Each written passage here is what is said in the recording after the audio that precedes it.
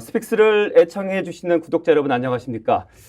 제가 스픽스에 와서 계속 이제 다른 타 유튜브 콘텐츠들을 모니터링을 하고 있는데요. 최근 추세 역시나 가장 인기 있는 콘텐츠는 정치 콘텐츠였습니다. 뭐 심지어 오후쯤에 봤을 때도 한참 일하실 시간에도 불구하고 아주 탑 10에 있는 전반적인 콘텐츠들의 동접자들 보니까 최고는 3만여 명까지 나오는 경우도 있던데 그만큼 총선이 끝났지만 우리 대한민국 국민 여러분께서는 정치에 대한 관심이 뜨겁고 여전히 앞으로 대한민국이 어떻게 흘러갈지 관심이 많겠다 이런 생각을 하게 됐습니다.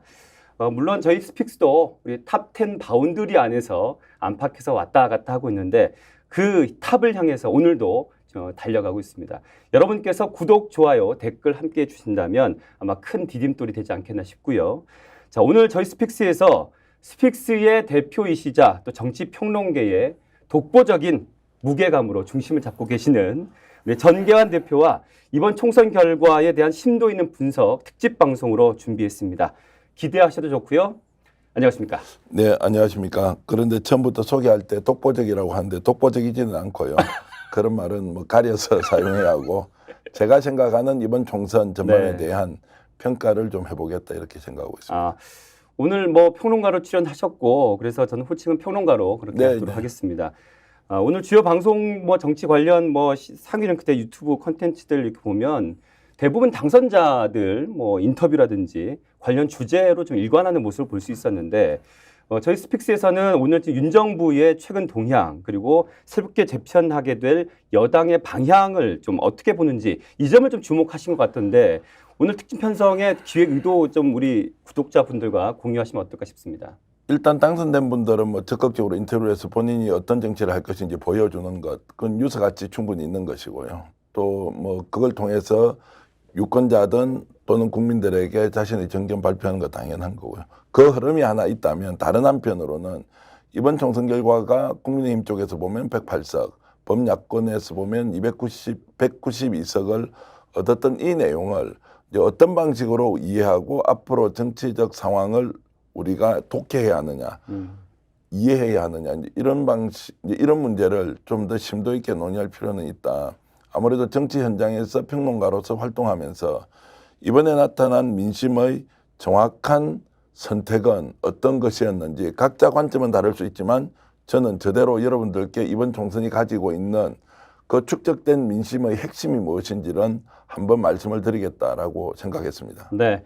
자, 그럼 본격적으로 이번 총선에 대한 좀 전반적인 정리하면서 우리 지금 대한민국 민심은 어떻게 흐르고 있는지 좀 분석해 봐야 될 텐데 의석수 얘기를 먼저 하겠습니다.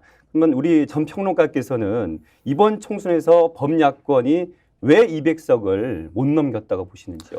자, 이제 주어가 무엇인지에 따라 다른데요. 이렇게 봅시다. 국민은 왜 200석을 넘겨주지 않았는가? 이렇게 던질 수 있고요. 범야권은 왜 200석을 달성하지 못했느냐라고 질문할 수 있고 국민의힘 쪽에서는 100석 이하로 떨어지지 않았지만 100석을 넘겼음에도 불구하고 사실상 식물 집권 세력이 될 수밖에 없겠구나라는 이제 이런 생각을 할 수 있겠죠. 네. 그래서 유권자 특히 민주당과 범야권을 지지했던 국민들은 다행이라는 분도 있고 야, 너무 아쉽다. 이거 완전 실패했다. 200석 넘겨야 하는데 이럴 수 있느냐라는 게 있고 저희들처럼 평론가가 200석 이상을 넘길 것이다라고 예측하면서 저도 상당한 비판을 받고 있습니다. 지금도. 또 안전하게 평론했던 사람들은 100석에서 한 120석 국민의힘이 가져갈 수 있겠다라고 해서 안전지대 안에서 안착했지만 실제로 표를 던지기 투표일 하루 전까지만 하더라도 전반적으로는 200석을 넘길 수 있을 것이다. 범야권의 위치에서 보면. 그러나 그것이 되지 않았는데 그 이유는 무엇이냐? 보수가 집계를 했다. 이런 평가를 하는데 중요한 것은 주어를 어디에 놓고 볼 것인가에 따라서 다르다. 분명한 것은 192대 108이라는 결과치가 나왔으니 이것이 담고 있는 민심의 핵심적인 요구사항 그리고 여기에 대한 뜻은 의미는 무엇인지 따져봐야 한다. 이렇게 말씀드리겠습니다.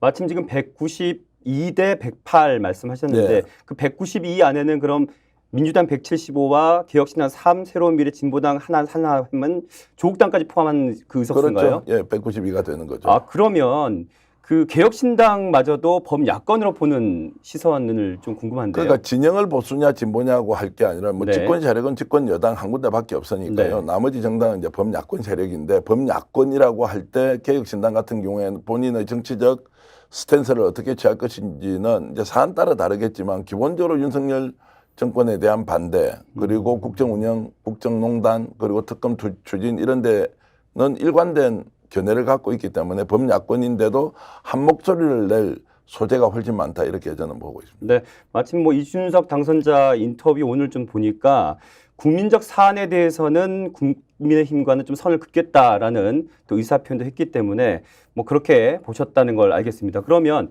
192대 108 정치적 의미는 어떻게 보십니까? 저는 이제 민심은 결국 드러난 것으로 우리가 해석할 수밖에 없지 않습니까? 한 사람 한 사람의 자신의 정치 견해는 표심으로 일단 이제 선택을 한 것이고 그것이 결과적으로 이렇게 나왔다고 하면 엄중하고 그리고 정말 겸한 마음으로 민심의 뜻이 무엇인지 해석해야 한다. 자, 저는 이렇게 해석하겠습니다. 네. 윤석열 정권의 국정 운영 엉망진창이어서 탄핵에 준하는 국민적 심판을 받아야 한다라고 다수 국민이 생각하고 네. 중도층에 있는 분들이 실제로 경향적으로는 진보 성향의 투표를 했고 200석을 넘길 수 있다고 과감하게 돌진했다, 총결집을 했다고 저는 생각합니다. 그런데 보수 진영 그럼에도 불구하고 정권이 탄핵 국면까지 바로 접어들어서 대통령의 하야 사태가 생기는 것은 도저히 우리 사회가 감당할 수 없을 수 있다. 자, 1년 내에 대통령을 끌어내리겠다고 하는 그 주제에 범진보 진영은 총궐기를 하듯이 압도적 다수가 투표를 하러 갔고 중도도 거기에 함께 손을 잡았지만 보수 진영 쪽에서는 그렇다고 하더라도 탄핵까지 가는 것은 과하다. 그 사회적 혼란, 정치적 혼란을 어떻게 감당할 것이냐. 그러면 진보 진영에서 생각하고 있는 것은 충분히 이해하고 동의하지만 그 정도는 막기 위해서 막바지에 우리도 달려가서 찍겠다. 그런데 전 국민이 그렇게 나서서 찍지 않았습니다. 네. 자, 낙동강벨트 부산 경남을 중심으로 집중적으로 투표장으로 찾아갔고 서울도 일부 지역에서는 그런 현상이 생겼고 네. 또 서울 외곽에는 그런 현상이 구체적으로 드러났지만 이제 대표적으로 이제 분당 지역, 그렇죠. 용인 지역 이런 네. 데서 초접전 양상이 벌어지고 엎치락뒤치락 했지 않습니까? 네. 심지어는 서울 시내 지역구조차도 네. 혼전 양상으로 갔다는 것은 범진보가 총결집한 상태에서 보수 세력의 지지층도 적극적으로 투표장에 갔지만 그것을 뛰어넘을 수는 없었고 뛰어넘는 지역이 14곳 정도 나왔다고 저는 분석을 하고 있습니다. 네. 자, 수도권과 그리고 부산 경남을 중심으로 그런 보수의 총결집이 생기면서 당초에는 14석 정도 더 많았다고 하면 자, 지금 몇 석입니까? 그러면은 206석 정도가 됩니다. 네. 그리고 여기는 14석이 줄어들었다고 하면은 108석에서 94석 정도 되겠죠. 네. 아마 이 숫자 들어보셨을 거예요. 한 2, 3일 전에 제가 정치본색에 나와서 인터뷰할 때 95 플러스 마이너스 하나로 하고 제가 이거 틀리면 떠나겠습니다라고 했고 그것 때문에 많은 비판을 받고 있긴 하지만 네. 마지막에 보수층에서 적극적으로 뛰어들어서 막기는 막았는데 14석 정도를 막는데 그쳤다. 그래서 보수의 총결집과 대통령 탄핵을 어떤 식으로든 막아야 한다는 진보의 총결집과 네. 대통령 탄핵을 어떤 식으로든 막아야 한다는 보수층의 결집이 전국적으로 일어났지만 대세를 꺾을 수는 없었고 최악의 상황은 면하게 했다. 그러면 그 면한 정도가 108석에서 100석 아래로 떨어지지 않는 만약에 이것이 120석까지 갔다고 하면 네. 사실상 지난 총선에 비해서 국민의힘이 승리를 하게 되는 것이거든요. 네. 그 경우에는 정치적 혼란 이전에 범야권을 지지했던 사람들이 사실상 멘붕 상태에 빠지게 되는 네. 그런 것입니다. 그래서 지금 총선이 며칠 지났음에도 불구하고 많은 사람들이 여전히 정치평론가들을 유튜브를 통해서 또는 지상파와 종편을 통해서 만나고 있는 것은 네. 이 상황을 어떻게 우리가 해석해야 하느냐. 해석하기가 매우 난감하다. 느낌으로는 야 이래도 크게 이긴 것이지. 야 그렇지만 아쉽다. 왜 200석이 넘지 않았느냐. 이런 것이고 보수층에서 보면 야 100석 지켜서 다행이다 라고 하면서도 다른 한편으로는 이제 윤석열 정부 끝났다. 정권 끝났다. 사실상 식물 상태로 빠질 것이다. 국힘은 어떻게 할 것이냐 라고 하는 이 상황을 우리가 냉정하고 객관적으로 봐야 한다 이렇게 봅니다. 전반적으로 쭉 들어보니까 어쨌든 보수 결정 분명히 일어났다라고 보시는 건데 그러면 좀 하나하나 좀 세분화해서 들어가 보겠습니다. 일단 수도권부터 볼게요. 아까 말씀하셨지만 분당갑에 안철수 이광재 후보 붙었고 분당을에 김은혜 김병욱 붙었는데 다 수도 보수가 승리를 했던 선거구였거든요. 여기서도 이 보수 결집이 좀 응집했다라고 보시는 건가요? 그래서 이제 서울을 네. 가운데 놓고 동서쪽으로 봅시다. 동쪽은 분당이 있고 네. 서쪽으로는 지금 고향이 있습니다. 네. 자, 고향이나 서쪽 벨트는 크게 영향이 없었어요. 맞아요. 동쪽 벨트는 이제 동작, 강남, 서초, 송파 이렇게 가면서 이제 성남으로 가지 않습니까? 네. 이제 이런 데서 특징적으로는 이런 게 나타났는데 상황으로 보면 이렇습니다. 자, 그 표 차이가 줄어들긴 했지만 네. 역전까지 시킬 수 있느냐 없느냐는 것은 재밌지 않습니까?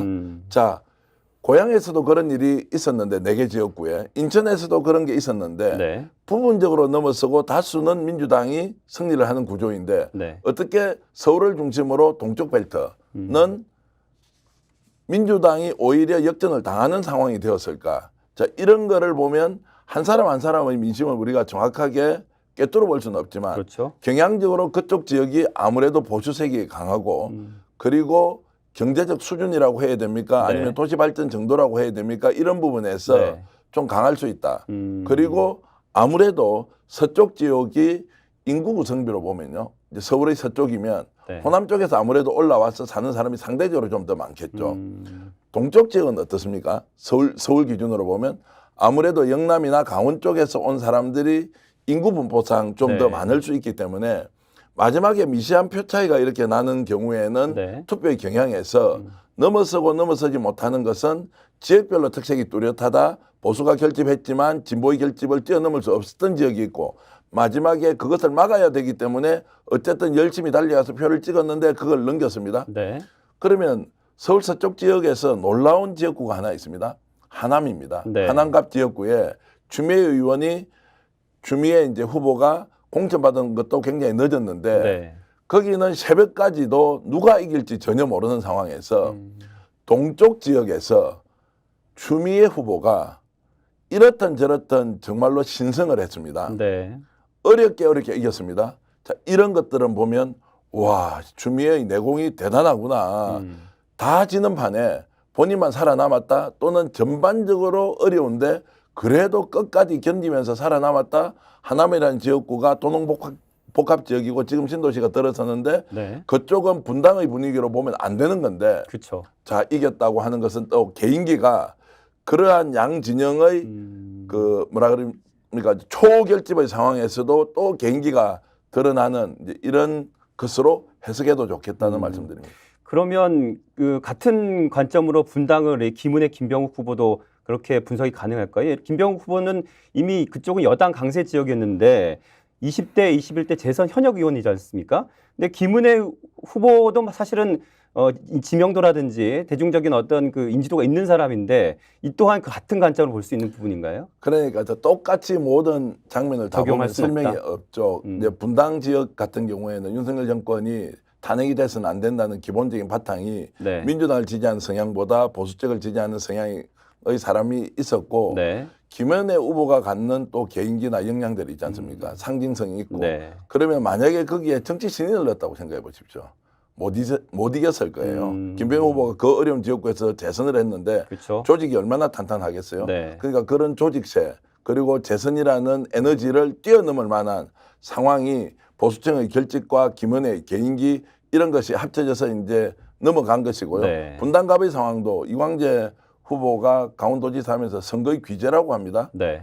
이런 분이 초기에 앞섰잖아요. 맞아요. 그리고 사전투표 결과도 또 앞선 걸로 나왔잖아요. 맞습니다. 네. 그런데도 마지막에 뒤집어지는 걸 보면 결국 샤이 보수가 그쪽에서는 직결을 더 많이 했고 그런 상황에서 안철수를 이기게 해야 되겠다는 것이 아니라 네. 오히려 윤석열 정권이 탄핵하는 것을 막아야 하겠다라고 생각하는 표심이 반영된 것으로 분석해야 네. 우리가 이 전반적인 상황을 좀 더 이해하기가 용이하다 이런 말씀드리겠습니다. 그럼 동작을도 마찬가지로 나경원 후보의 어떤 지지세보다는 윤 정권에 대한 심판만은 막아야겠다라고 보는 관점이신가요? 탄핵만은 막아야 되겠다 이런 것들이 그렇지 않으면은 예를 들어서 그 지난번에 이미 민주당 이수진 의원이 국회의원을 했고 조직체가 강하고 그 지역도 뭐 호남 향후에 이런 게 아주 잘 돼 있고 네. 그 전부터 뭐 네. 전병헌 의원이나 이런 사람들이 계속 그 동작구 전체에 대한 영향력을 갖고 있었는데도 이제 그 지역구에서 나경원이라는 후보를 통해서 윤석열 대통령에 대한 탄핵을 막아야 하겠다고 하는 여론이 표출이 됐고 그것이 선거 결과로 이어졌다고 보는 것이 맞다고 생각합니다. 네. 자, 그럼 수도권은 이렇게 판세를 분석하셨는데요. 그럼 낙동강 벨트도 얘기를 안 할 수가 없습니다. 사실 뭐 언론에서는 진보의 총동원대, 뭐 보수 방어선 싸움 이런 얘기로 표현을 하고 있는데요. 우리 전 평론가께서도 같이 그렇게 생각하시는지. 야, 그래서 이제 낙동강 전투라고 하는 예. 게 과거에 이제 한국 전쟁 시절에 나왔던 이제 그런 일종의 그 뭐 단어인데요. 네. 그 낙동강 전투가 치열하게 벌어졌는데 저는 뭐 그렇게 생각합니다. 보수가 네. 마지막 진지를 방어선을 낙동강으로 일단 그어놓고 네. 거기서만큼은 윤석열 탄핵을 저지해야 한다 이런 것으로 이해를 하고요. 네. 왜 부산에서 이렇게 이제 표가 결집이 되었느냐? 윤석열 정권에 대한 심판 열기가 떨어졌다거나 야당 민주당 후보들의 선거 운동이 좀 더 약했다거나 이런 거 저는 아니라고 보고요. 네. 미묘한 상황들이 몇 가지가 중첩되었을 가능성이 높다고 봅니다. 네. 민주당이 이번에 마지막에 이런저런 구설에 올랐던 후보의 문제 있지 않습니까? 네. 자, 이런 게 하나가 있고 두 번째는 문재인 전 대통령이 선거 막바지에 내 인생 70년 인생에서 이런 정권 처음 본다라고 했던 이 말 네. 그리고 개별 후보들을 방문해서 격려해주고 했던 그렇죠. 것이 네. 진보의 결집은 확실히 시켰을 것 같은데 네. 이것이 보수층을 자극하지는 않았겠느냐. 자, 그래서 부산 경남 같은 경우에는 원래 보수층이 두텁게 지지층을 형성하고 있는 지역인데 네. 이것이 어떤 식으로 자극이 들어갔을 때 움직일 수 있는 동기부여가 된다. 네. 그러면 결과적으로 진보를 결집하는 역할을 하긴 했지만 문재인 네. 전 대통령이 네. 보수층을 자극해서 또한 선거의 결과나 판세가 이렇게 뒤집어지는데도 영향을 미쳤을 수 있다. 이것을 저는 냉정하게 우리가 이해를 할 필요가 있고 네. 그것은 선의였다 아니면은 악이었다 이런 것의 구분이 아니라 네. 결과를 놓고 분석할 때 정치적 행위 하나하나가 어떤 식으로 반응을 할 것이냐. 예를 들어서 진보가 총결집해서 이번에 어떤 식으로든 윤석열 대통령을 탄핵에 준하는 수준으로 제압을 하겠다고 마음을 먹었을 때 이 불이 너무 거세면요. 네. 보수가 아무리 들어와서 총동원을 하더라도 끌 수가 없습니다. 그렇죠. 그런데 이 불이 거셈에도 불구하고 보수도 만만치 않은 세력을 가지고 이 문제에 대해서 인식과 접근을 하고 행동을 한단 말이에요.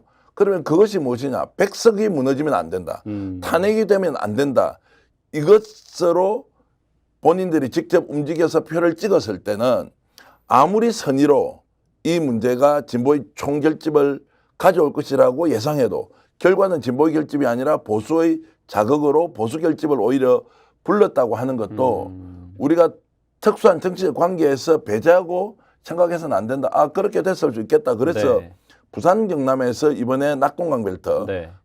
국민의힘 쪽으로 상당히 기운 부분은 네. 민주당이 안고 있는 마지막 악재 그것도 사실은 조중동을 비롯한 보수 언론들이 악의적으로 많이 퍼뜨린 것인데 네. 이 악의적인 퍼뜨림도 진실 여부와 관계없이 한번 보십시오. 네. 이것이 유권자들을 자극하고 그들을 직접 투표장으로 가게 하는데 효과가 있다. 이것은 그들의 경험에 의해서 충분히 프로파간다, 정책 선전으로 활용된 면이 있다. 자, 선거 끝나자마자 양문석 후보를 중심으로 어떤 식으로도 법적 제재를 통해서 여기에 대한 책임은 반드시 묻겠다고 하지 않습니까? 네. 그러면 뭐합니까? 선거 다 끝났는데. 그전에 그런 정치적 선전이 먹혔고 보수를 자극해서 투표장으로 가게 했고 그 투표장으로 가게 한 것이 낙동강 벨트에서는 먹혔다. 그러나 타 지역에서는 넘어설 수 없었다. 자, 이런 것들로 보면 참 민심을 우리가 해석할 때 어떤 정책 행위 하나하나가 심각한 결과로 이어질 수 있다. 그래서 네. 저도 스스로 반성하는 것이 이번 총선 200석 넘어갑니다. 국민의힘 100석 무너집니다. 라고 하는 것이 실제 영향은 적었기는 했지만 이런 것들이 약간 진보 쪽에서 안도를 하거나 네. 또는 진보 쪽에서 안이하게 생각하는 것으로 이어졌을 수도 있다. 이제 이런 생각을 해보면 참 민심이라는 게 무섭기도 하고 네. 말은 조심해야 한다. 그러나 평론가는 예측하지 않을 수 없고 네. 또 예측의 결과에 대해서 책임도 져야 하고 그런데 결과가 나온 것을 보면 역시 국민은 위대하다. 모든 것이 단 하나도 버릴 것이 없이 그 안에는 의미를 다 담고 있구나라는 생각을 하게 됩니다. 뭐 말씀하신 대로 그 이미 선거는 끝났고요. 승패는 또 나타났습니다. 그럼에도 불구하고 우리는 또 대선을 또 앞두고 있고요. 또 그렇기 때문에 지금의 어떤 그 선거 판세와 또 앞으로의 또 전략에 대해서는 생각해 볼 필요가 있는 부분인데 지금 얘기를 쭉 들어봤을 때는 사실 그동안 스윙보트 역할을 했던 곳이 충청권이었는데 불구하고 지금은 부산권, 경남권으로 갔다라는 말씀도 많이들 나오고 있거든요. 그렇게 생각하십니까? 이번에 이제 부산에서 투표하는 네. 것을 매우 객관적이고 중립적으로 보면 와 부산이 참 무서운 지역이다. 네. 민주당이 쉽게 이길 것 같고 여론조사상 그렇게 나왔는데 와 부산 민심이 저렇게 오히려 국힘적으로 확 쏠리는 것 이것도 참 놀랍기도 하고요. 경남도 마찬가지입니다. 네.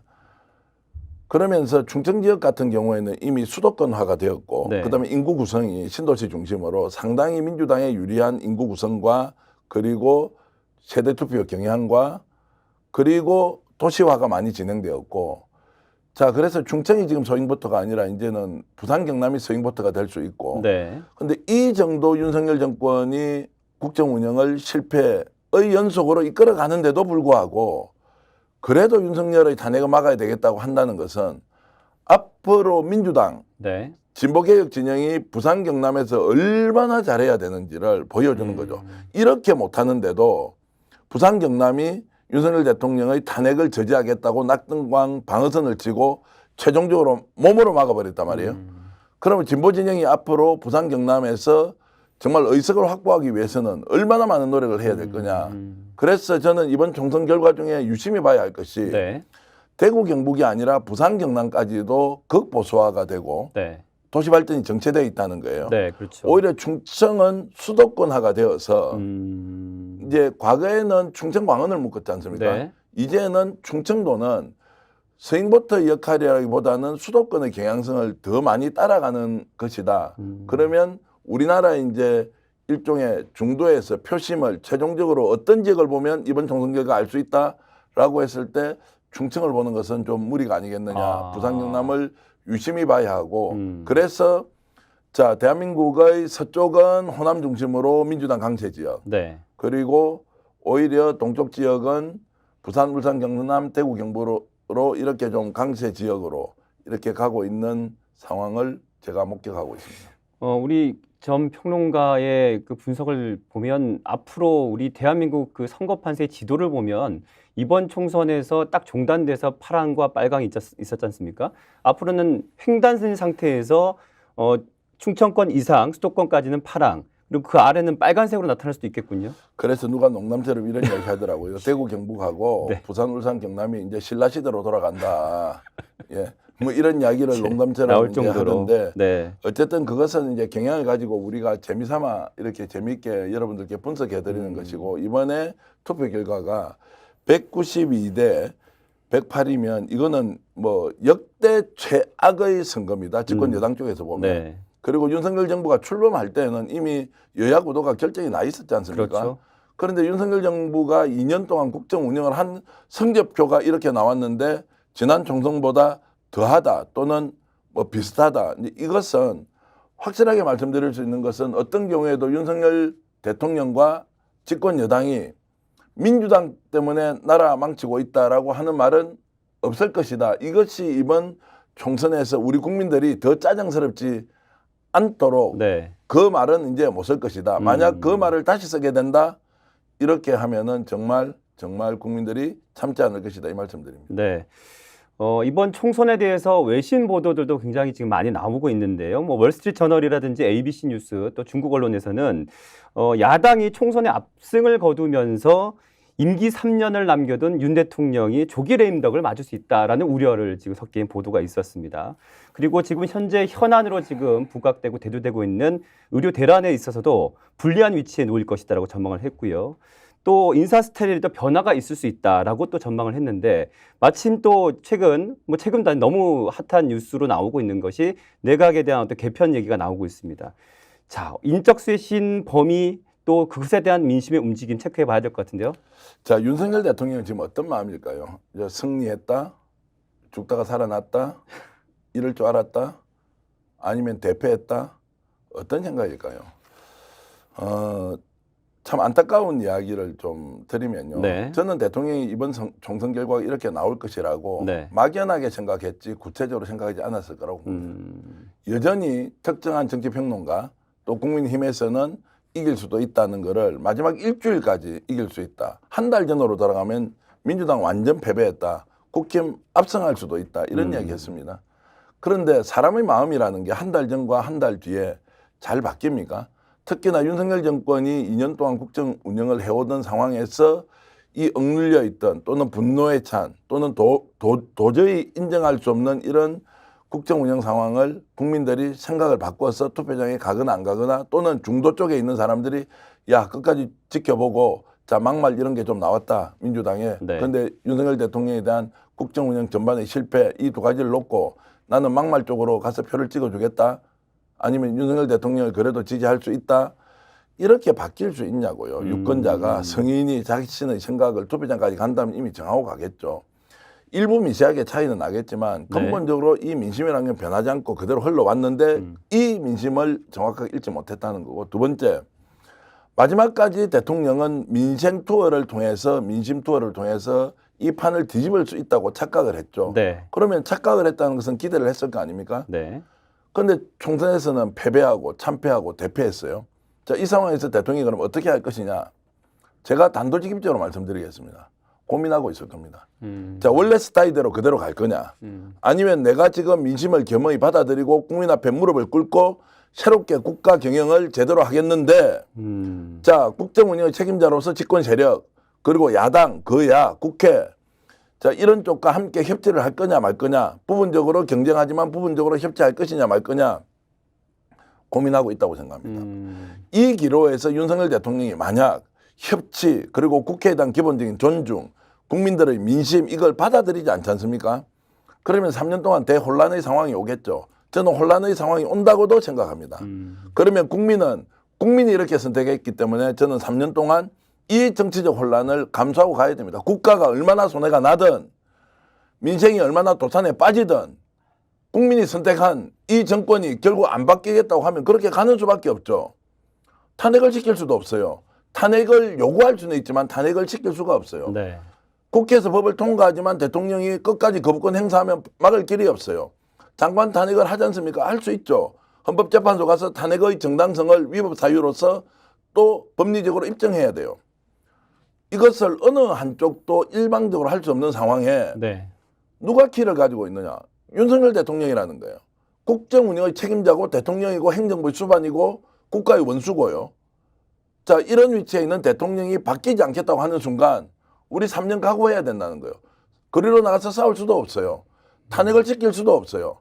물론 탄핵을 시킬 수 있다. 그래 나가 싸우자고 주장은 할 수 있고 실제로 그것이 행동으로 가는 거 아무 문제 안 돼요. 결과적으로 윤석열 대통령이 받아들이지 않으면 아무것도 할 수 없는 상황이다. 자, 이런데 이 결정을 국민이 할 수 없고 민심이 할 수 없고 야당이 할 수 없다는 거예요. 윤석열 대통령이 결정해야 한다. 그래서 고민하고 있는 윤석열 대통령이 이번에 인적 쇄신을 한다. 네. 대통령실 참모를 바꾼다. 국무총리를 바꾼다. 하나하나가 자, 어떻게 드러날지 지켜봐야 합니다. 국민들이 완전 비호감, 저 사람은 오히려 윤석열 정권을 망친 사람이다라고 하는 사람을 대통령실장으로 만들고 정책실장으로 만들고 홍보수석으로 만드는 순간 이미 그런 사람 이름이 거론되고 있습니다. 이동관 수석 같은 사람이에요. 네. 방통위원장 가지 않겠죠. 본인도 부담스러워서 안 갈 거예요. 정치적으로 이익이 될 게 없습니다. 그분의 정치적 미래와 인생 전체를 봤을 때 지금 이 정권에 합류한다는 것은 정말로 나라를 걱정하거나 아니면 자리가 그냥 탐나거나 둘 중에 하나밖에 없다. 그런데 그 자리에 간다? 저는 그러지 않을 거라고 보지만 어쨌든 이 인적 쇄신의 내용이 윤석열 대통령이 지금 총선 민심을 어떻게 받아들이는지 국민 앞에 선언하는 것과 똑같다. 그래서 저는 일말의 기대라도 대통령의 민심을 정확하게 이해하고 받아들이고 여야 간에 협치를 하고 경쟁할 것은 경쟁하고 그리고 차이가 나는 것은 국민들 설득시키고 이렇게 해서 정치 복원의 과제를 국민적 요구를 받아들여야 한다 지금. 이걸 받아들이지 않는 순간 국민은 각오한다. 3년 동안 어쩔 수 없다. 그러나 대한민국은 정말로 혼란이 대혼란의 상황에서 민생은 도탄에 빠지고 정치는 효능감이 상실되고 완전히 아사리판이 돼서 개싸움판 나라를 여의도에서부터 계속 봐야 되는 이거 멈출 수 있는 사람은 윤석열 대통령밖에 없다. 제가 진심으로 호소드리는 것은 윤석열 대통령 법적으로 잘못된 것, 김건희 여사 잘못된 것 다 책임진다고 하고 그것은 사법의 영역으로 넘기고요. 지금 정치를 복원해야 되는 과제를 야당과 협의하고 영수회담 제안해야 하고요. 같이 만나서 의논해야 돼요. 여야 간의 경쟁에서 표를 얻고 덜 얻고는 여러분의 실제 몫일 수도 있어요. 정치권의 몫일 수도 있어요. 국민을 이렇게 빠뜨리면 안 돼요. 국민을 이렇게 도탄에 빠뜨리는 행위는 용서할 수 없어요. 그런데도 그렇게 가겠다? 그럼 국민은 어쩔 수 없습니다. 국민이 어떻게 할 수 없습니다. 그러나 지도자라면 이렇게 가면 안 된다.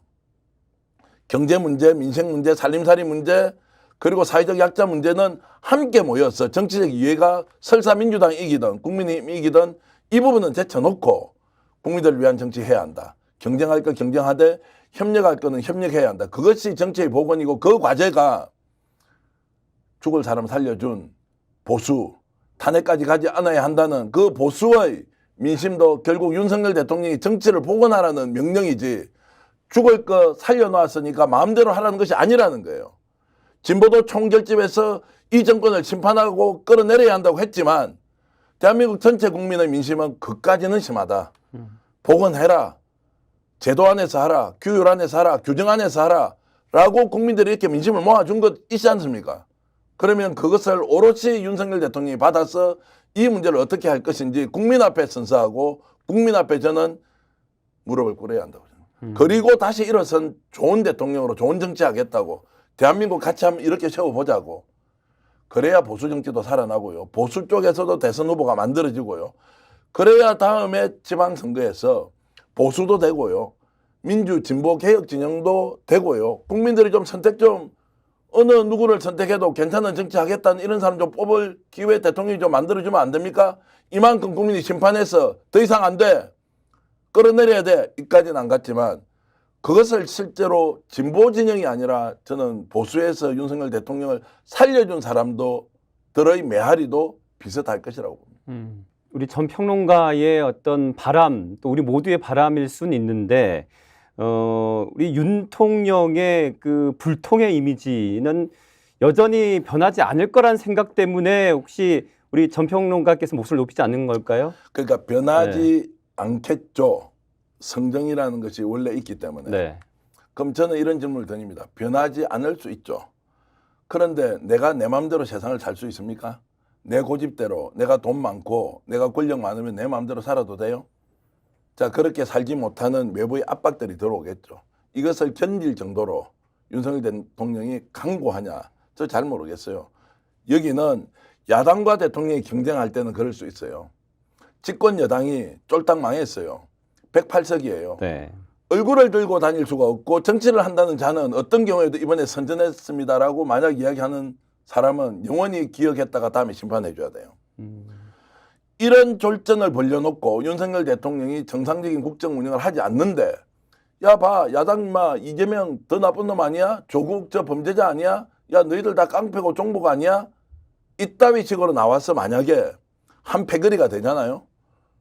그럼 어쩔 수 없습니다. 말씀드렸잖아요. 3년 동안 기다려야죠. 2년 뒤에 심판해야 되죠. 그거는 국민의 숙명이에요. 그런데 윤석열 대통령이 야당과 맞설 때는 그렇게 해서 좋은 말로 기억이 나쁘게 얘기하면 고집을 피울 때도 선거가 있으니까 공천도 받아야 되니까 따라갈 수밖에 없었죠. 그런데 지금 집권 세력 국민의힘이 저런 방식으로 108석을 얻었을 때 자, 지금은 상황이 달라졌다. 윤석열 대통령이 변하지 않을 것이라고 정치평론가들이 얘기하는 분들이 많이 있습니다. 그러나 본인이 변하지 않겠다고 하더라도 상황이 변화를 강제할 수 있다는 거예요. 그것은 야당 쪽에서 왔다. 진보의 결집으로 왔다. 192석의 이 에너지가 기본적인 바탕으로 깔려 있겠지만 국민의힘이 이 문제를 어떻게 바라보고 정치를 복원시킬 거냐 말 것이냐라는 부분이 있기 때문에 대통령 마음대로 안 된다고 봅니다. 그래서 극적으로 반전을 이루기까지는 할 수 없다 하더라도 지금과 같은 똑같은 방식으로 소위 말하는 극우주의 사고에 사로잡혀 있고 그리고 대결 정치를 벌이고 갈등을 양산하면서 사회를 딱 두 쪼가리로 갈라놓으려고 하는 그건 지금 이번에 두 쪼가리 되지도 않았습니다. 36대 64로 그냥 벌어졌어요. 그 두 쪼가리 되지 않지 않습니까? 그 3분의 1 조각밖에 안 되는데 그 방식을 계속 고집한다? 저는 할 수 없다고 봅니다. 그래서 이것은 기대라고 아까 말씀하셨지만 기대가 아니라 은밀한 현실인데 이 상황에서 윤석열 대통령이 국정 운영의 방식을 바꾸지 않고 정치를 복원하지 않고 그리고 여야의 협치 구조를 만들어가지 않는다면 국민으로서 저는 3년 견딜 각오하고 있습니다. 그런데 본인이 못 견딜 거예요. 이렇게 말씀드리겠습니다. 그러면 두 가지 지금 인적 쇄신 부분 또 여당에서의 어떤 그 스탠스 부분인데 인적 쇄신에서 벌써 하마평 오르는 얘기들이 뭐 김한길 뭐 위원장 또 김병준 그 뭐 사랑의 열매 모금회 회장 또 국민의힘 권영세 주호영 의원 등이 지금 오르고 있습니다.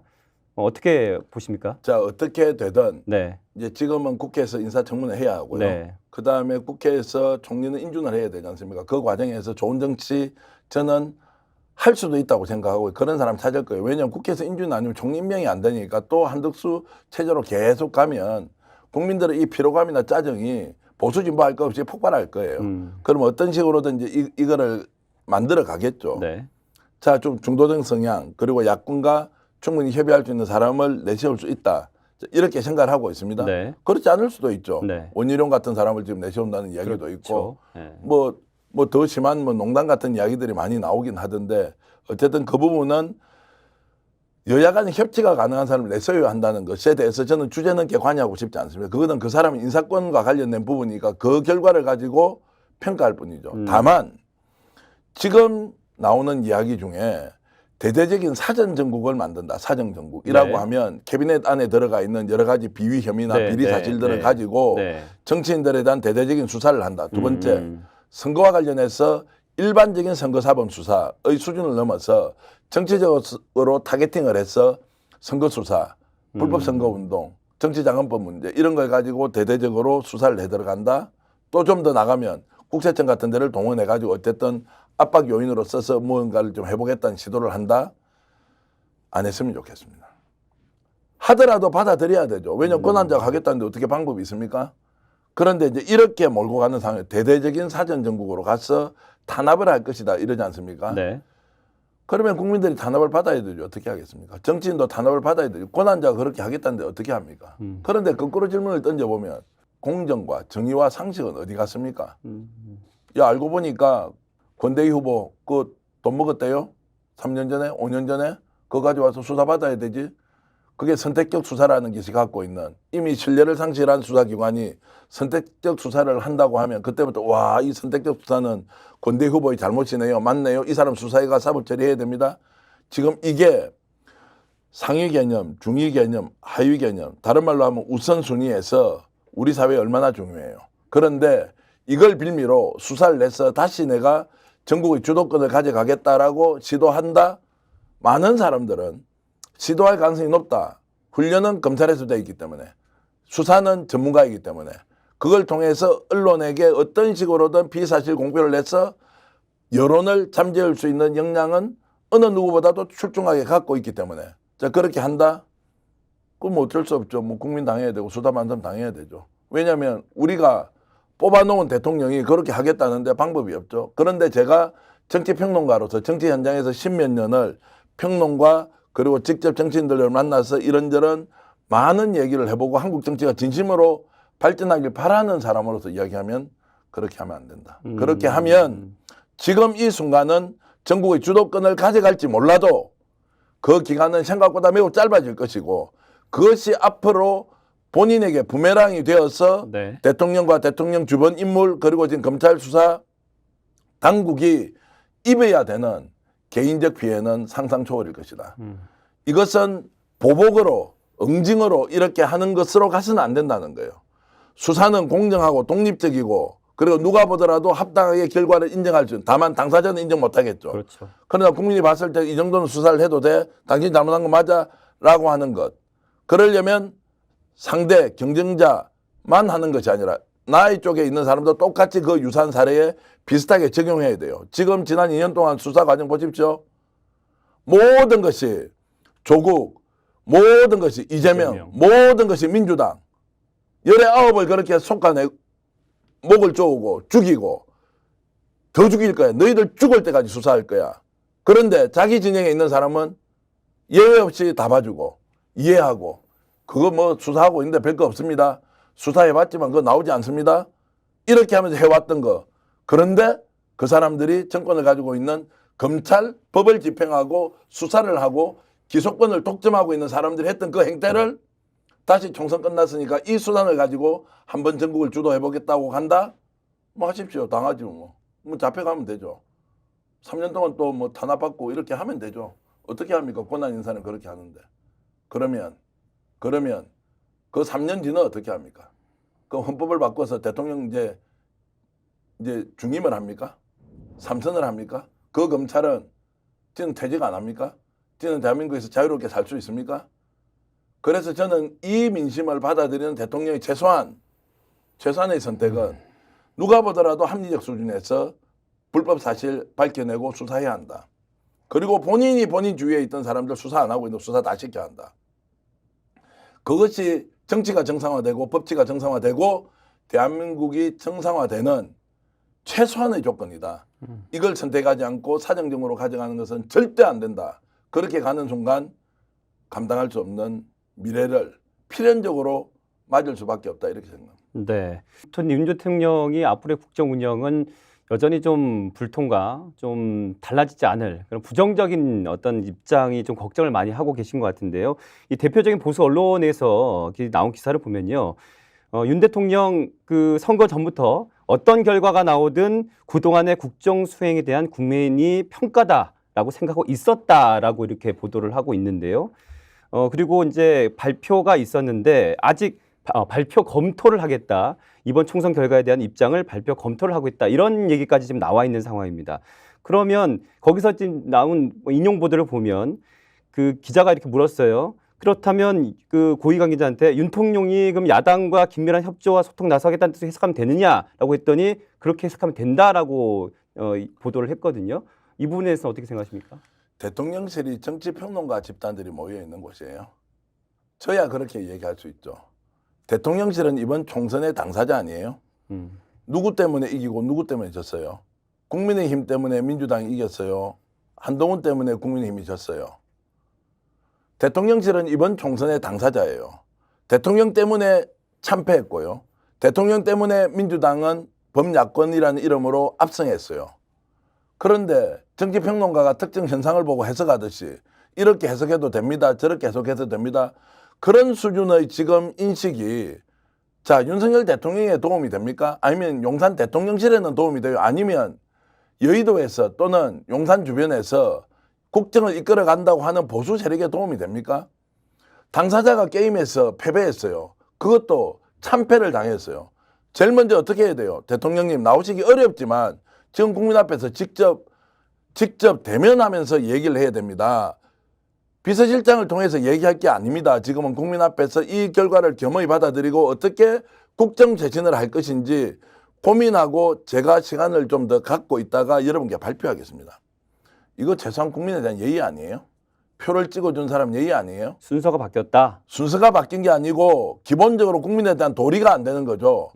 대통령이 된 사람이 누구 때문에 대통령 됐어요? 본인 하늘에서 점지해서 대통령 됐어요?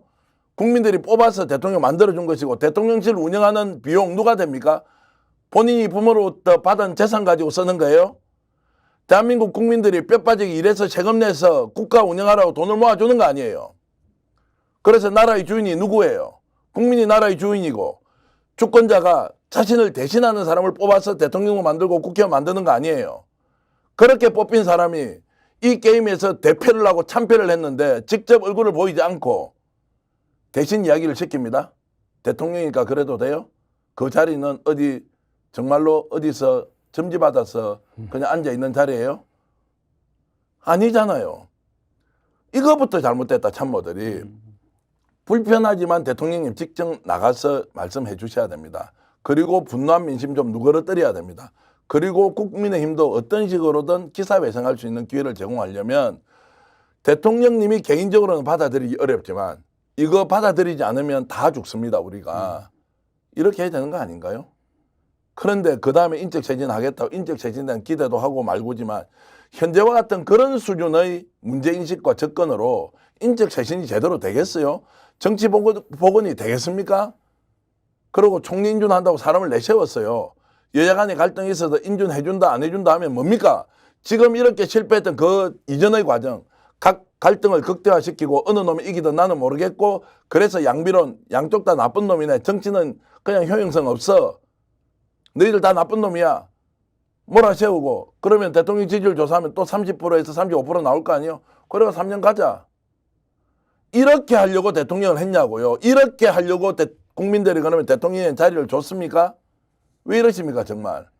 지금 이런 신호를 이런 사인을 이런 결정을 이런 민심을 국민이 이제 준 거 아니에요. 윤석열 정권이 탄생한 이후에 최초로 국민들이 이렇게 심판하고 평가한 거 아니에요. 이걸 어떤 식으로 받아들이고 이해할 것인지. 그런데 다시 정치적 게임, 술수, 기획 어떤 것이 더 유리하지 불리하지 이렇게 해서 여전히 먹힐 수 있다고 착각하고 있다면 알겠습니다. 3년 또 참겠습니다. 어쩔 수 없죠. 그런데 그렇게 읽어내면서 정치를 하겠다. 참 제가 이제 한숨이 이렇게 나오는데요. 3년을 참겠습니까? 3년을 참아야 되겠죠. 그런데 지금 정말로 정치의 복원을 바라는 많은 국민들이 저와 같은 마음을 제가 인터뷰를 하다 이렇게 한숨을 쉰 적이 잘 없던데요. 정말로 참 그래도 좀 잘해달라고 제가 이렇게 하는 거예요. 그래도 좀 복원을 좀 하라고요. 그래도 좀 진짜 민심 좀 읽어달라. 이 말씀을 제가 절절히 호소를 하는 것입니다. 그동안 우리 전 대표님, 이제 전 평론가님을 비롯해서 저희 스픽스에서 다른 분들과도 함께하는 프로그램도 같이 함께 이제 출연해서 진행하기도 했었는데 혼자만 이렇게 하셔도 이 스튜디오 안이 그 비판의 에너지가 너무 강해서 뜨겁게 느껴질 정도고요. 눈매도 굉장히 매섭고 무섭게 느껴질 정도입니다. 제가 이제 뭐 비판의 에너지가 많다 이런 것보다는 네. 결국에는 이게 국민들이 즐거운 축제의장에서 표를 찍는 거 아니에요. 내가 대신 맡겨준 사람들끼리 너무 좋은 정책 가져와서 야 어떤 거 선택해도 괜찮겠느네. 이렇게 정치를 좀 해달라고 요구하는 거 아니에요. 그러려면 제도적 보완도 있어야 되고 다당제 구도도 만들어야 되고 개헌도 해야 되고 여러 가지 사안들이 있는데 근본적으로 정치의 주인은 국민입니다. 그렇게 이야기하고 표도 받고 본인이 당선돼서 권한 가지고 저렇게 떵떵거리면서 권력 유지하고 사는 거 아니에요? 네, 뭐 지금 함께 저희 시청하고 계신 분들 아마 댓글이 올소하고 박수 많이 치실 것 같은데요. 그럼에도 불구하고 이제 윤통령에 대한 얘기를 계속 하다 보면 시간이 가는 줄 모르고 저희가 뭐 끝없이 얘기할 수 있을 것 같습니다. 그러면 이제 우리 여당은 앞으로 어떤 스탠스로 가야 될지 이런 얘기를 좀 나누고 싶은데요. 네, 아무래도 용산 쪽과는 거리두기, 뭐 차별화 전략 분명히 있어야 될 것 같아요. 이번에 어떤 포심을 그들도 모르지는 않기 때문인데요. 네. 자, 뭐 어쩔 수 없이 거리를 두기 해야 될 거고요. 어쩔 수 없는 거리두기라는 민심이 그렇게 반영된 것이기 때문이고요. 네. 제가 국민의힘이 이런 상황에서 실제 잘할 수 있겠다. 오늘 어제 뭐 계속 홍준표 시장은 너희들 할 때 다 알아봤다. 내가 어떻게 살려놓은 국민의힘인데 이렇게 해서 돌돌말이 해먹느냐. 뭐 이제 이렇게 네, 제가 느낌으로 느끼면서 그런 분들의 이제 평가를 보는데요. 지금 국민의힘 내부가 수습이 잘 안 될 거예요. 첫 번째 대선이라는 그 구도 안에서 확실하게 1등 주자가 없는 상황입니다. 그렇죠. 그리고 네. 잠룡이라고 하더라도 네. 체급이 좀 떨어지는 잠룡들이 이렇게 모여 있기 때문에 이 사람들이 정말 국가를 위해서 민족을 위해서 또는 대한민국 보수 세력을 위해서 똘똘 뭉쳐서 해보자 이렇게 가기가 어려운 성정을 가진 분들이다라고 저는 이해하고 있습니다. 정말로 기적적으로 잘할 수도 있겠죠. 그러기 어렵습니다. 왜냐하면 저는 좋은 정치 문화라는 이런 이야기로 우리 정치 문화가 매우 중요합니다. 자, 정치 문화가 좋은 쪽에서 더 좋은 정책도 나옵니다. 이러잖아요. 저는 조금 더 나아가지고요. 정치 문화가 중요한 것보다 정치 구조가 더 중요합니다. 정치 구조가 지금 현재 보수정당의 정치 구조는 정치 신인이 성장할 수도 없고요. 그리고 매우 우연한 상황에 기반해서 스타 정치인을 계속 양산하는, 그러면서 국민들의 평가를 받아왔죠. 네. 민주당은요, 진보 진영은요, 기초의원, 광역의원, 국회의원, 구청장 이런 출신들이 행정가의 경험들을 가지고 밑바닥부터 그렇죠. 구청장 출신 정도가 나오는 게 아니고 그 사람의 이전 이력을 보면 광역의원, 네. 기초의원 이런 네. 분들이 쭉 네. 밟아서 네. 올라와서 구청장 갔다가 이런데요. 네. 국민의힘은 희한합니다. 기초의원들, 강의원 출신이 간혹 있긴 하지만 대부분 구청장급에서 출발합니다. 그리고 이 사람들이 원래 이력이요, 행정공무원 출신이 많아요. 그렇죠. 그 밑바닥 정치에 국민들과 삶이 맞닿아 있는 이런 현장 정치인들 출신이 아니에요. 그러니까 인재 양성 구조가 그렇게 돼 있다 보니까 늘 선거가 있으면 어떤 인사를 영입해서 스타 정치를 할 거냐. 이번에도 인요한 위원장 보십시오. 네, 네. 한동훈 비대위원장 저렇게 해서 내세워서 엄청난 일을 벌일 것처럼 보수 언론, 국민의힘, 쉘카 찍고 난리 났지 않습니까? 좀 미안한 이야기지만 여러분께 한 말씀 드릴게요. 세상에 정치하는 사람이 끝나고 나서 하루 만에 사퇴했는데 그 다음 날부터 5시간도 지나지 않아서 언론에 보도가 안 됩니다. 그런 스타라고 해서 자기 대권 주자로서 이재명하고 맞짱 뜨려고 했던 그 사람이 하루 만에 사라져 버렸어요. 당연히 책임지고 떠나야 되죠. 그런데 사회적 관심이 사라져 버렸어요. 언론의 관심이 사라졌어요. 대중의 관심도 사라졌어요. 야, 이거 무슨 생쇼냐? 뭐야, 이게 지금 헛다리 짚고 있었어? 아니면 구름 위에 붕붕붕 떠다녔나? 국민의힘은? 왜 이렇게 됩니까? 야, 우리가 열심히 노력했지만 사람 하나 건졌네. 한동훈 비대위원장, 자기 국민의힘 대권주자로서 제대로 사람 한 사람 우리가 찾았다. 자, 비록 패배했지만 이 사람을 통해서 우리가 뭔가 새로운 정치를 해보자. 단 한 명도 그런 이야기 안 합니다. 단 한 명도. 그렇게 추앙하던 언론이 단 한 번도 비춰지지 않고 한동훈 그래도 잘했다라고 글 하나 쓴 사람이 없어요. 그런데 대한민국 보수 언론들 다 나서서 한동훈 대단하다, 이재명과 맞짱 뜰 수 있다, 이렇게 다 이야기하지 않습니까? 어디 갔습니까? 왜 그 질문 하지 않습니까? 지금 다 그냥 다니면서 당선자들 이제 인터뷰하고 다 새로운 세계가 왔습니다. 이제 보수도 잘하고 진보도 잘할 겁니다. 여러분 기대해도 좋습니다. 언론이 약장사입니까?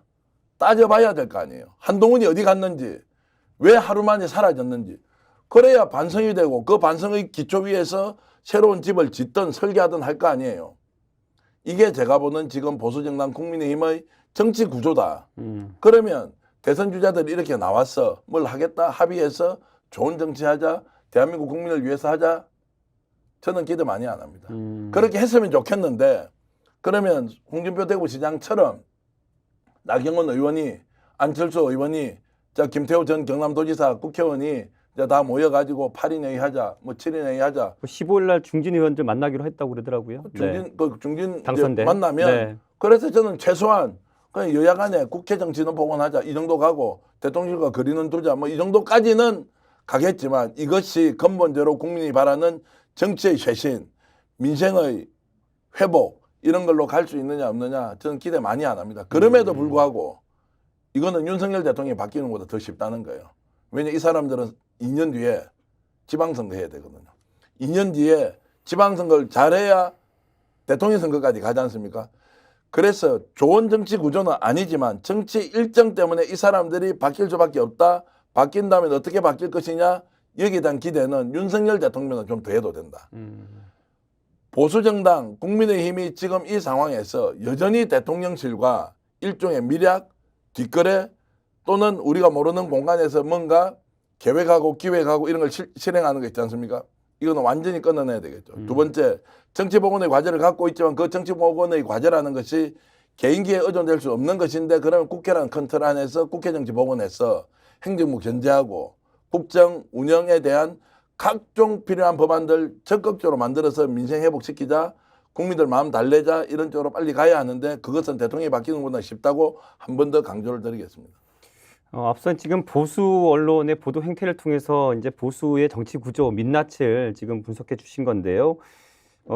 그럼에도 불구하고 지금 어쨌든 당선된 그 차기 대권 주자들의 움직임, 그들의 목소리가 여전히 정부와 상충될 것이다라고 본다는 말씀이신 거죠? 자, 그래 이제 상충되지 않고서는 국민의힘도 존재 기반이 없으니까 지금 윤석열 대통령의 국정 운영 스타일을 이번에 국민의힘에서 당선된 사람들이 아, 맞습니다. 우리는 집권 여당으로서 대통령실과 늘 소통하면서 제대로 하겠습니다.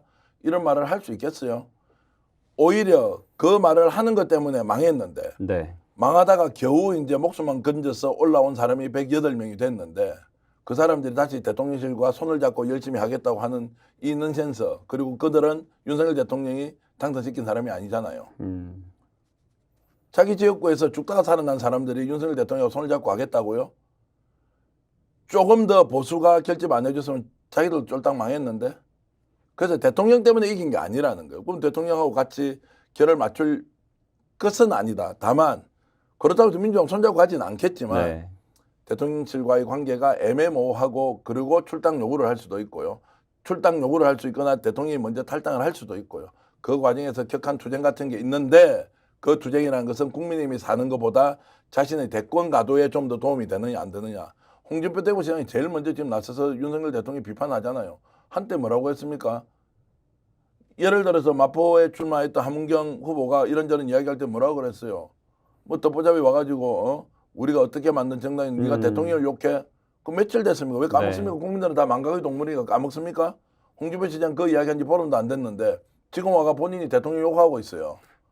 그러면 보름 전의 대통령에 대한 생각과 보름 후의 대통령에 대한 생각이 바뀝니까 보통? 이런 분이 국민의힘을 살릴 수 있다고요? 좋은 정치 구조를 만들 수 있다고요? 아유.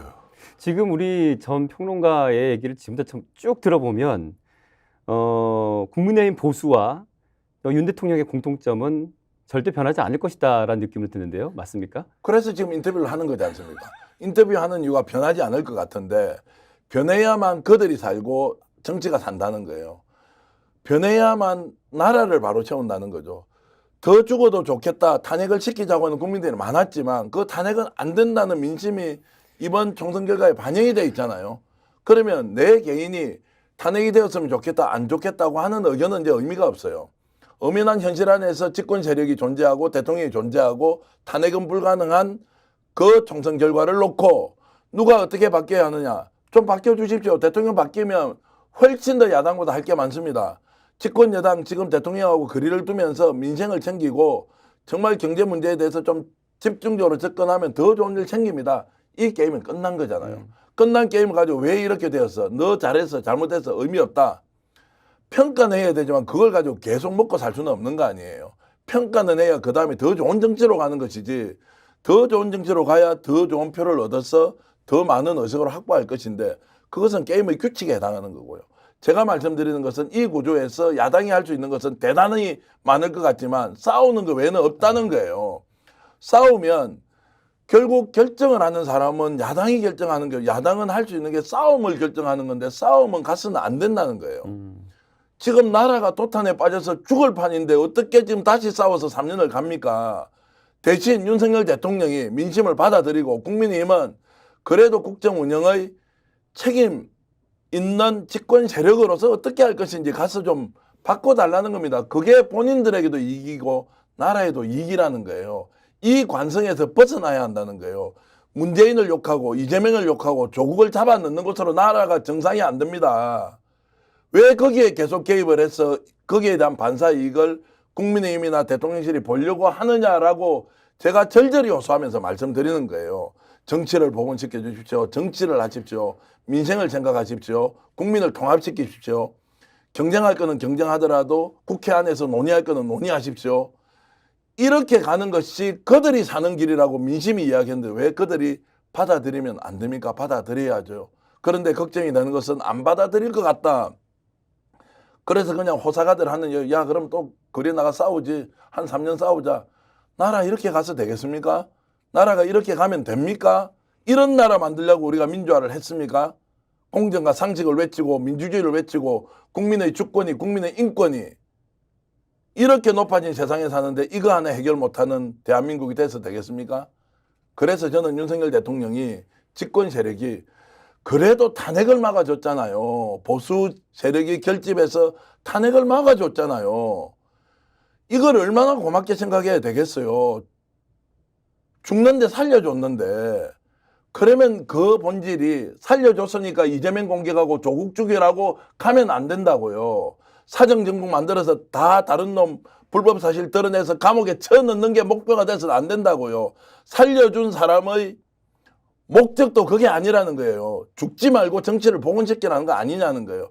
반대자들은 이렇게 몰표를 찍어서 192석을 만들어준 것은 제쳐놓고 보수에서 이렇게 표를 주고 대통령이 어떻게 하라고 하는 그 명령은 문재인 죽이고 이재명 죽이고 조국 죽이라는 게 아니에요.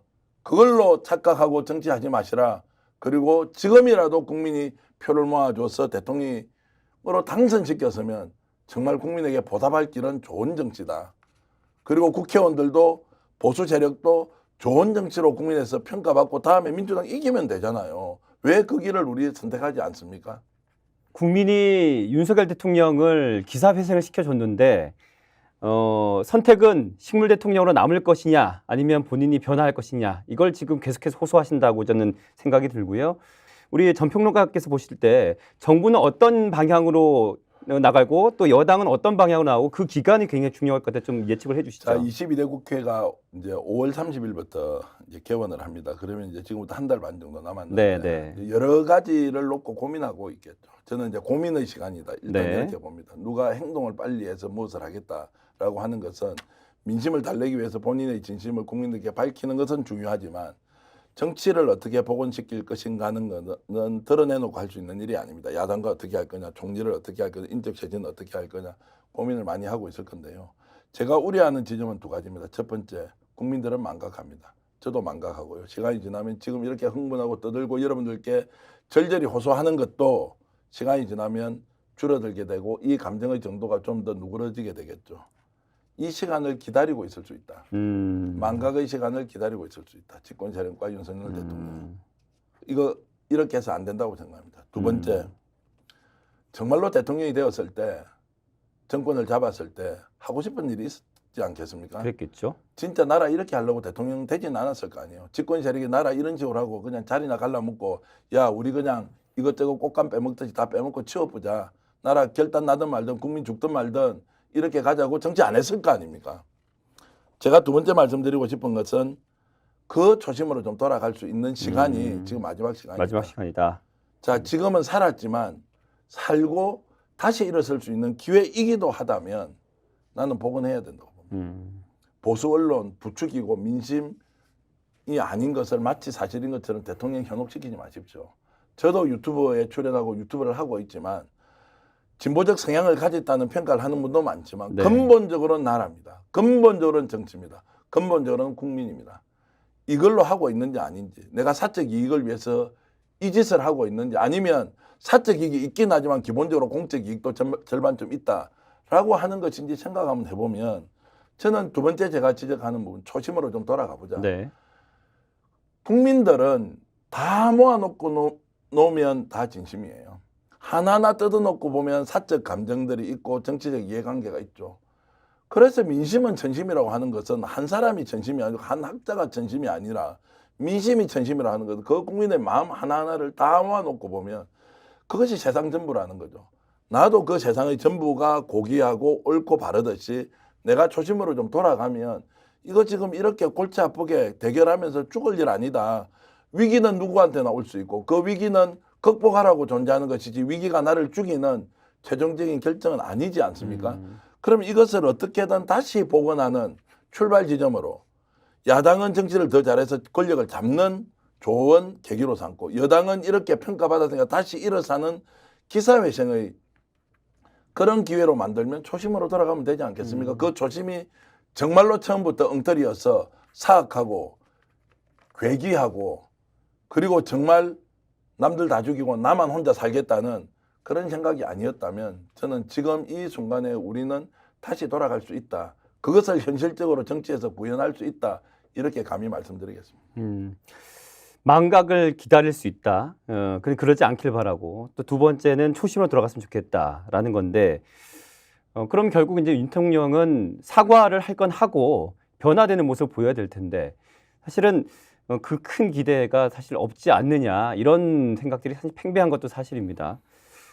그러면 여기서 아까 초반에는 키는 윤통령이 갖고 있다고 했지만 네. 범야권에서도 지금 어쨌든 역할은 분명히 해야 되지 않겠습니까?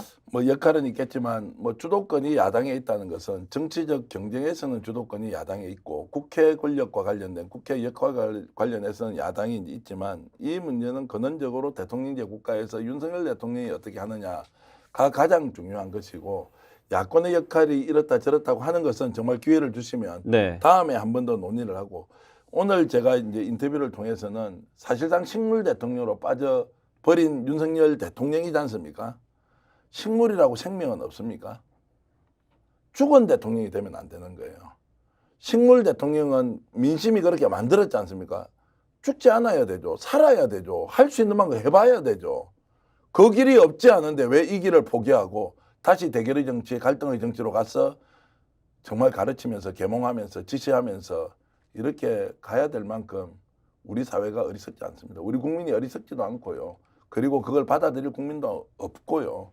여전히 그런 생각을 하고 있는 사람들은 알겠습니다. 그러면 3년 동안 더 권력 가지고 있으니까 그냥 마음대로 하십시오. 제가 이렇게 말씀을 드립니다. 네, 오늘 정계원 평론가와 함께 특집 인터뷰 함께 하셨고요. 네, 구독과 댓글로 저희와 함께 해주신다면 더욱더 뜨거운 인터뷰로 또 여러분께 보답하도록 하겠습니다. 시청해주신 여러분 고맙습니다. 스픽스는 말하는 언론입니다. 대세는 유튜브, 그중에서 스픽스. 좋아요, 댓글, 구독, 알림 설정. 여러분이 저희를 사랑해 주시고 우리가 여러분을 사랑하는 4가지 방법입니다.